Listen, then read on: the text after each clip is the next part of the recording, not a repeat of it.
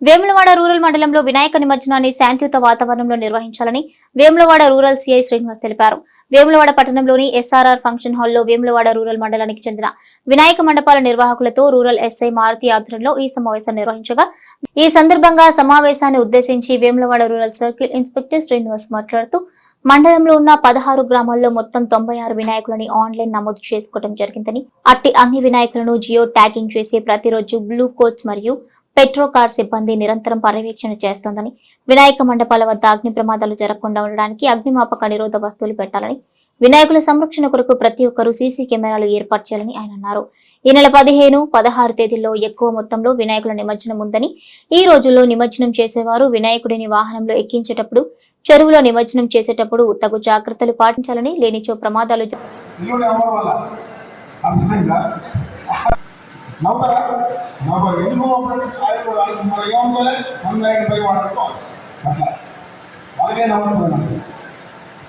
Committee ఇన్ఛార్జీలు, committee మెంబర్లు దీనికి పూర్తి బాధ్యత వహిస్తారు. అందరూ మా దగ్గర ఎప్పటికప్పుడు సైన్ చేసిన అందరూ సైన్ చేసిన కోసం మిమ్మల్ని ఏదో చేద్దామని కాదు కదా, మీకు మీరు సగం అయితే మీరు ఒక కేసు పెట్టి ఏమైనా మనం దేవుని దగ్గర 9 రోజులు నవరాత్రులు మనం పూజ చేసుకుంటాం. పూజ చేసుకోవడానికి మంచిగా వచ్చేదాన్ని వాళ్ళు చేసుకుంటాం. దీనికోసం దానికి పుస్తకాలు పెట్టాం, మాకేమైతే మీకేమైతే ఎలాంటి బాధ అవ్వలేదు. వినాయక ఉత్సవ కమిటీ మెంబర్లందరికీ, అన్ని గ్రామాల కమిటీ నిర్వాహకులందరికీ ఆయన నమస్కారం. మరియు వినాయక నిమజ్జనం జరగబోయే సోమవారం మరియు మంగళవారం రోజులలో జరగబోయే వినాయక నిమజ్జనాన్ని అందరూ నిర్వాహకులు కానీ డీజే వాళ్ళు కానీ ఎవరైనా కానీ అందరూ కలిసి శాంతియుతంగా నిమజ్జనం చేసుకుంటే బాగుంటుందని కోరుకుంటున్నాను.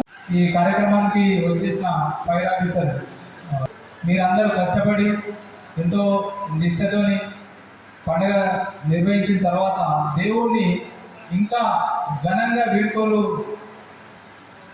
పలకాలనే సందర్భంలో మీరు రకరకాల డెకరేషన్లు కానీ ఇంకా గొప్పగా ఉండాలి, మన అందరికంటే బాగుండాలి అని ఏర్పాటు చేసుకుంటారు.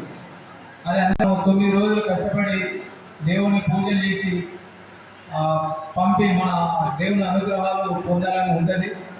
అయితే దాంట్లో మనకి ఎక్కడ కూడా శాంతి భద్రతలకు, విలేజ్లో ఉన్న పీపుల్కి, పబ్లిక్కి ఎవరికి కూడా ఎలాంటి డిస్టర్బెన్సెస్ లేకుండా, ప్రమాదాలు లేకుండా శాంతియుత వాతావరణంలో జరగాలని, దానికి సంబంధించి కొన్ని సూచనలు, సలహాలు మీకు ఈ సంవత్సరం నిమజ్జనాల్లో కూడా గత సంవత్సరం లాగానే మీరు అందరూ మీకు చెప్పిన సూచనలు పాటించి ఒక చక్కటి మా సూచనలు పాటించి చక్కటి పద్ధతితోని వినాయకుడిని నిమజ్జనం చేసుకొని మనందరం కూడా తిరిగి ఇళ్లకు చేరుకోవాలని మేము కోరుకుంటున్నాము. మేము ముఖ్యంగా చెప్పేది ఏంటంటే నిమజ్జనం 15, 16 2 రోజులలో మీరు ఏదో ఒక డేట్ డిసైడ్ కానీ, మీరు ఏ రోజు 15 పెడతారా 16 పెడతారా మాకు ముందుగా ఒక రోజు ముందు చెప్పండి. తర్వాత ఆ రోజు నిమజ్జనం అనుకున్న రోజు మాత్రం ఖచ్చితంగా మధ్యాహ్నం 3 గంటల కల్లా 3-3:30 కల్లా మీ విగ్రహాలన్నీ కూడా మీ వెహికల్లో, ట్రాక్టర్ కావచ్చు, లారీ కావచ్చు, చిన్న ఆటో కావచ్చు, ఏదైనా మీ వీలును బట్టి, మీ ఏర్పాట్లను బట్టి అది ఖచ్చితంగా మధ్యాహ్నం 3-3:30 కల్లా దాన్ని వెహికల్లో ఎక్కించండి. ఊరేగింపు అనేది ఆ తర్వాత ఎంత తొందరగా ప్రారంభించుకుంటే ఈ టైంలో మరి మధ్యరాత్రి ప్రజలకు ఇబ్బంది కలిగేలా కాకుండా ఇన్ టైంలో ఒక 10-11 గంటల కల్లా పూర్తి అయ్యేలా ఉంటే మనకు మంచిది. ఆ దేవుడు బయలుదేరేటప్పుడు మొక్కులు తీర్చుకోవడానికి ప్రజలు కూడా వస్తారు, కొబ్బరికాయలు కొడతారు.